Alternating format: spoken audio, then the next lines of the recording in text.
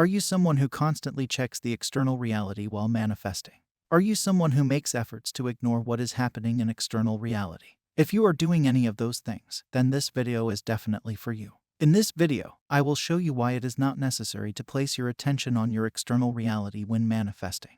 I will try to divert your attention from the limitations of this external reality so that you can create the wonderful life that you desire. To start with, let's talk about what is external reality and what is internal reality. The reality that you perceive through your physical senses is your external reality. Your internal reality, on the other hand, is subjective and based on your internal senses. The vast majority of the time, Neville referred to internal reality as imagination. He mentions that God is your awareness, your consciousness, and that God is also imagination. Furthermore, we learn that the external reality is not something different from ourselves. It is not something that is independent and happens on its own. However, external reality is something that happens and is influenced by our internal reality. Before learning this, we carried on with our lives in the opposite manner. Our inner reality, the way we feel, and the way we think was influenced by our external reality. What we witnessed in our outer circumstances left an impression on us, and how we viewed reality was shaped by this impression. We kept on experiencing things similar to that incident. But then we learned about manifestation, and someone told us that we could change our lives, overcome our limitations, and have a different experience. All that was needed from us was a change in expression internally. They only told us that instead of getting influenced by the external reality, we are capable enough to influence the external reality, and I will show you how. Let me give you a very basic example that will clear up your fundamentals. Ice is a solid form of water that becomes liquid when heated. When we further heat it at higher temperatures, it becomes steam. When we cool it down, it becomes liquid again, and when we further cool it, it turns again into a solid. Can you notice that the element water is just changing its form when its state is changing?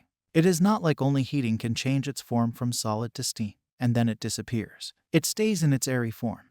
But when cooled down, it again becomes liquid and then solid. It also implies that an inverse transformation is possible. As a result, external influences can have an impact on your internal reality. However, the inverse is also possible, in which internal reality influences external reality. When manifesting something consciously, we must always be concerned with our internal reality, as it mirrors our external reality. If we want to bring change, we must focus on something internally that is different from what our external reality is showing us. Only then can it manifest in our external reality. Once you understand this, you will become careful about what is going on within you, as what is within is what is without. Only the outside began to change when you changed what was within you at the time.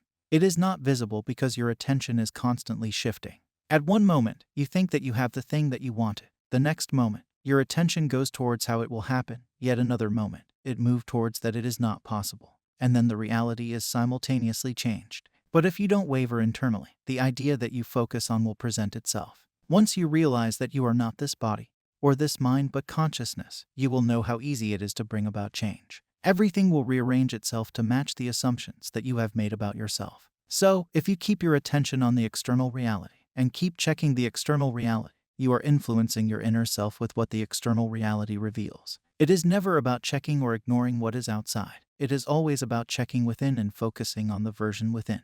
Persisting in your belief that you are who you want to be changes the external in ways that our physical senses, which are limited to this body, cannot see. When the inner self changes, our expression changes, and things materialize externally. Don't waste your time by keeping a check on external reality and ignoring it. It doesn't have to be ignored when you know that what is within you is much more real than what is outside. Don't get concerned about how much time it will take, because the moment you think in this manner, it shows that it has not yet happened. External is the consequence of internal. Simply concentrate on what you're doing internally. Let people say whatever they want to say. They are just messengers telling you who you are. If they are not reflecting your assumptions, then take it as a sign to persist even more in your new state of being. Just like water changes its form when heated and cooled, you too can change your reality by changing your state of being.